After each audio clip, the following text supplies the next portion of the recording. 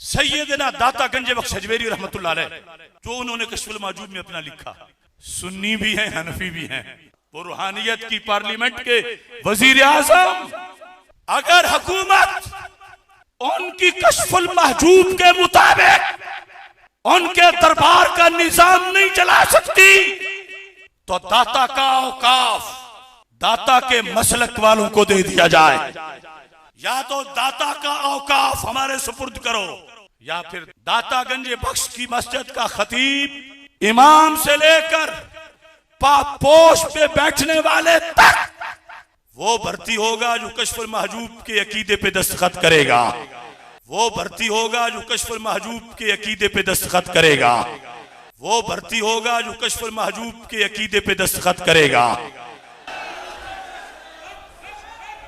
یہ ہیں عقائد داتا گنج بخش۔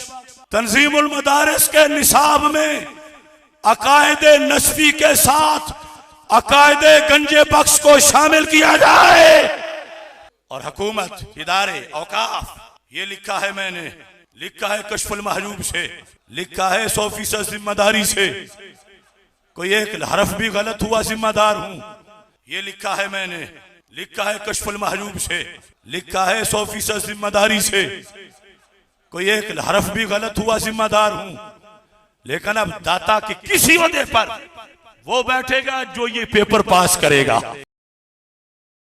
اصل میں ان لوگوں نے قرآن و سنت تو پڑھا نہیں ہوا، یہ بزرگ بابوں کی کتابیں پڑھتے ہیں، اور اس کتاب کا تو میں بے شمار دفعہ پوسٹ مارٹم کروا چکا ہوں، کشف المحجوب کا جو منسوب ہے علی بن عثمان حجویری کی طرف، ہم 1 ٹن حسن ظن رکھ لیتے ہیں کہ انہوں نے نہیں لکھی ہوگی، لیکن ان کے ماننے والے تو انہی کی طرف منسوب کر رہے ہیں۔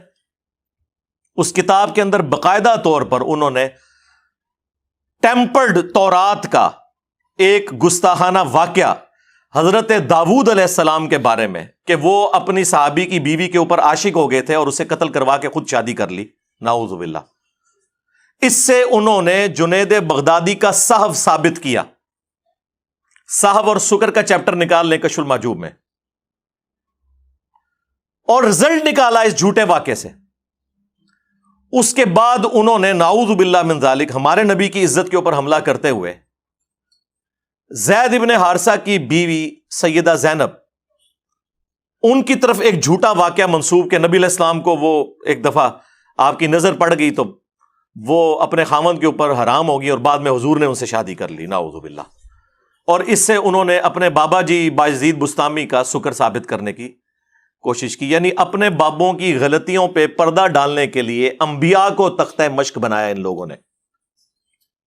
میں کافی دفعہ یہ ساری چیزیں پیش کر کے ان کے پوسٹ مارٹم بھی کر چکا ہوں، مجھے آج ان چیزوں کے پوسٹ مارٹم کرنے کی ضرورت نہیں ہے، صرف حصول برکت کے لیے میں نے ان لوگوں کا سٹیٹس بتایا ہے کہ جن لوگوں کی طرف یہ آپ لوگوں کو بھیج رہے ہیں، اور پھر کہہ رہے ہیں کہ جی دلیل اس کی یہ ہے کہ جو خواجہ اجمیری تھے انہوں نے یہ شعر کہا تھا، گنج بخش فیض عالم مظہر نور خدا، اور ان کا نام لے رہے ہیں کہ جن کی طرف کتاب منسوب ہے حشت بہشت میں جو فوائد السالکین چیپٹر ہے، جو پاک پتن شریف والے بزرگ جو تھے خواجہ فرید الدین گنج شکر، انہوں نے اپنے پیر قطب الدین بختیار کاکی کے ملفوظات جمع کیے، کیونکہ ان کے پیر آگے معین الدین چشتی المتوفی 633 ہجری تھے، تو ان کی طرف وہ چشتی رسول اللہ والا واقعہ کافی دفعہ میں پوسٹ مارٹم کر چکا ہوں۔ مجھے تو شرم آتی ہے بار بار ان چیزوں کو ہائی لائٹ کرتے ہوئے کہ یہ کن لوگوں کا دفاع کر رہے ہیں، کن لوگوں کو اپنا بزرگ بنا کے پیش کر رہے ہیں۔ بازید بستامی کے بارے میں یعنی جو جو باتیں کشف المحجوب میں انہوں نے کلیم کی ہیں کہ ان کے منہ سے اللہ بولتا تھا، نعوذ باللہ، یہ تو ہمارا عقیدہ رسول اللہ کے بارے میں نہیں ہے صلی اللہ علیہ وآلہ وسلم۔ ہم کہتے ہیں وما ينطق عن الهوى ان هو الا وحی یوحى، یہ اپنی خواہش نفس سے کچھ نہیں کہتے، یہ وہ کہتے ہیں جو ان پر وحی ہوتا ہے۔ یہ بات سیم تذکرۃ الاولیاء کے اندر بھی لکھی ہوئی ہے، وہاں تو ایک سٹیپ آگے گئے ہیں وہ فرید الدین عطار المتوفی 627 ہجری۔ پوری دنیا میں بابوں کے جتنے واقعات ہیں نا، جو مصباحی صاحب بھی سناتے ہیں، یہ کتاب 800 سال پہلے فرید الدین عطار نے لکھی ہے، جس کو منگولوں نے قتل کیا تھا۔ میں بھی منگولوں کی اولاد ہوں، ہاں، لیکن اس ٹائم وہ کافر تھے، اللہ نے ان کو مسلط کیا مسلمانوں پہ۔ اب اسلام کی دولت سے سرفراز کر کے مجھے مسلط کر دیے ان کے اوپر. تو خود یہ نگاہیں مارتے رہے اور جب منگول آئے تو منگولا نے نگاہ نہیں ماری, تلوار مار کے وٹ چڑے سارے. انہوں نے نگاہ ہوتے ہی رہ گئی ہیں. تو فرید الدین عطار نے تذکرۃ الاولیاء میں بایزید بستامی کے بارے میں لکھا ہے کہ لوگ ان کے اوپر خام خواہ الزام لگاتے ہیں, ان کے منہ سے تو اللہ بولتا تھا. اگر انہوں نے یہ کہہ دیا کہ قیامت کے دن محمد اور تمام نبی میرے جھنڈے کے نیچے ہوں گے تو اس سے کیا فرق پڑتا ہے, وہ تو اللہ ان کے منہ سے بول رہا تھا. جی وہ تو کسی بابے نو کھنگن بھی نہیں دینا قیامت والے دن. ویسے تو آپ کو بتاتے ہیں جی, بخاری مسلم میں حدیث ہے کہ اس دن انبیاء بھی نفسی نفسی کر رہے ہوں گے. اچھا, انبیاء نفسی نفسی کر رہے ہوں گے اور بابے کہہ رہے ہوں گے کہ محمد اور تمام نبی میرے جھنڈے کے نیچے ہوں گے. بلکہ اس سے اگلی بات لکھی ہوئی ہے, لوائی اعظم من لوائی محمد, میرا جھنڈا محمد کے جھنڈے سے بھی بڑا ہوگا. یہ بایزید بستامی نے, یعنی اب میں کیا کہوں کہ بکواسیات ارشاد فرمائے, یہ کیا ٹھیک ہے نہ ہی بایزید ہے. 261 ہجری میں فوت ہوئے ہیں یہ ابو یزید بستامی, یزید ابا جی. اور ساڈے امام کا نام ہے ابو الحسین مسلم بن حجاج القشیری, یہ بھی 261 ہجری میں فوت ہوئے ہیں. اور یہ مسلم شریف میں حدیث لے کے آ رہے ہیں کہ نبی علیہ السلام نے فرمایا کہ قیامت والے دن اللہ تعالی کے حضور سب سے پہلے میں شفاعت کروں گا اور میری شفاعت قبول کی جائے گی. سب سے پہلے مجھے قبر سے نکالا جائے گا اور سب سے پہلے میں جنت کے دروازے پر دستک دوں گا اور داروغہ جنت پوچھیں گے کون, میں کہوں گا محمد. تو وہ عرض کرے گا کہ مجھے حکم بھی یہی تھا کہ آپ کے نام کے اوپر دروازہ کھولا جائے. ہمارے امام جو ہیں وہ سینٹرڈ اراؤنڈ پروفٹ ہیں اور ان کے امام جو ہیں وہ اپنے اراؤنڈ سینٹرڈ ہیں. یہ فرق ہے. یہ انہوں نے یہی کچھ سیکھا ہوا ہے. کشف المحجوب سے یہ واقعہ لیا ہوا ہے جو وہ سناتے ہیں بڑے شوق سے.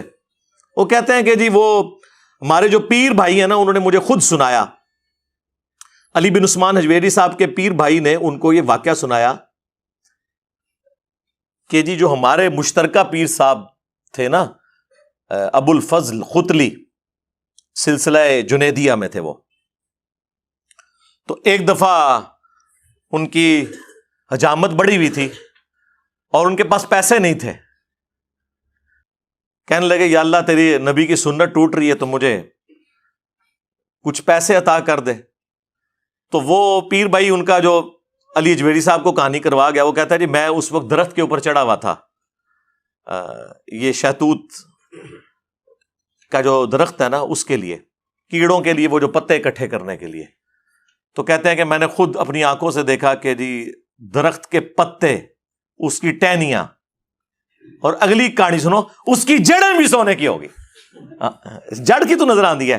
اور مصباحی صاحب سناتے ہوئے کہتے ہیں ہاں نا, یعنی میں آپ کیا داتا حضور کشف المحجوب میں لکھتے ہیں یہ فکرے ان کی زبان سے تب ادا ہوئے جب اس درخت کے نیچے تھے جس کے اوپر میں چڑھا ہوا تھا.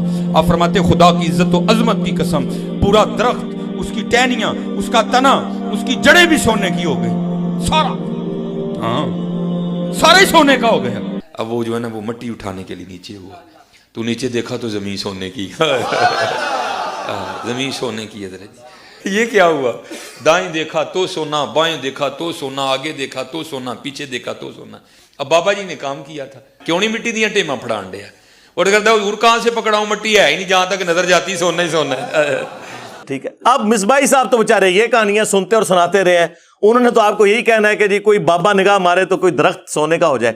میرے بھائی یہ تو اس قسم کے واقعات اگر ہونے ہوتے نا, اللہ کے لیے کوئی ناممکن نہیں ہے, لیکن جو چیزیں ہم نبی علیہ السلام کے بارے میں کلیم نہیں کر سک رہے, دنیا کو اللہ تعالیٰ نے اسباب کے ساتھ جوڑا ہوا ہے, آپ وہ باتیں اپنے بابوں کی طرف کیوں منسوب کرتے ہیں کہ اوپر دیکھا تو سونا, دائیں دیکھا تو سونا, بائیں دیکھا تو سونا, اور ٹھیک ہے جی, اور مٹی کے ڈھیلے بھی نہیں جناب سنجے کے لیے مل رہے, سونا ہی سونا.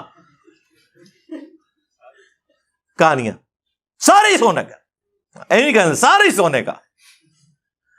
تو میرے بھائی سورہ توبہ پڑھے, سب سے کرٹیکل جنگ نبی علیہ السلام کی مبارک زندگی کی غزوہ تبوک, 1.5 لاکھ کی فوج لے کر کیسر روم عرب کے بارڈر پہ آ گیا, دنیا کی سب سے بڑی سپر پاور, اور نبی علیہ السلام کے پاس صرف 30,000 جانثار صحابہ ہیں جن کے پاس سامان بھی پورا نہیں ہے، اور مخالفت میں 1.5 لاکھ کا لشکر،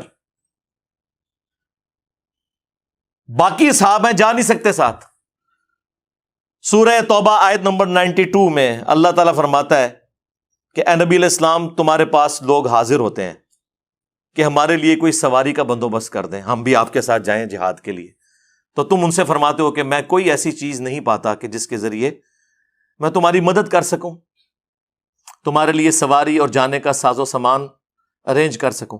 تو تم دیکھتے ہو کہ یہ تم سے اس حال میں پلٹتے ہیں کہ ان کی آنکھیں آنسوؤں سے تر ہوتی ہیں، اس غم کے سبب کہ وہ اپنے نبی کے ساتھ مل کر اللہ کی راہ میں جہاد نہیں کر سک رہے۔ تو اس وقت حضور علیہ السلام نے تو نہیں اوپر دیکھا تو سونا، درخت دیکھا تو سونا، ادھر دیکھا تو سونا، وہ تو ترمذی میں اوپر تلے 2-3 احادیث موجود ہیں کہ سیدنا عثمان غنی رضی اللہ تعالیٰ عنہ علیہ السلام نے اپنی جو دولت تھی حضور کے قدموں پہ نچھاور کی تبوک کے موقع پر، اور نبی علیہ السلام نے انہیں جنت کی بشارت سنائی۔ تو ظاہری اسباب تو اختیار کر رہے ہیں، نبی علیہ السلام کی تو کہیں یہ تعلیمات نہیں ہے کہ آپ کو پیاس لگے تو آپ جو ہے وہ 10 دفعہ دروشی پڑھ لیں، بھوک لگے تو 10 دفعہ آپ سبحان اللہ و بحمدہ سبحان اللہ العظیم پڑھ لیں۔ میرے بھائی، اللہ نے دنیا کو اسباب کے ساتھ جوڑا ہے، تو آپ اس قسم کی چیزیں کیوں لوگوں کو بتاتے ہیں؟ نبی علیہ السلام کی تو کہیں یہ تعلیمات نہیں ہے۔ آپ نے تو ہمیشہ اسباب کو اختیار کرنے کا حکم دیا اور اس کے بعد مسبب الاسباب سے دعا مانگنے کا حکم دیا۔ صحیح مسلم میں تقدیر والے چیپٹر میں آلموسٹ 50 کے قریب احادیث ہیں، 50 to 60۔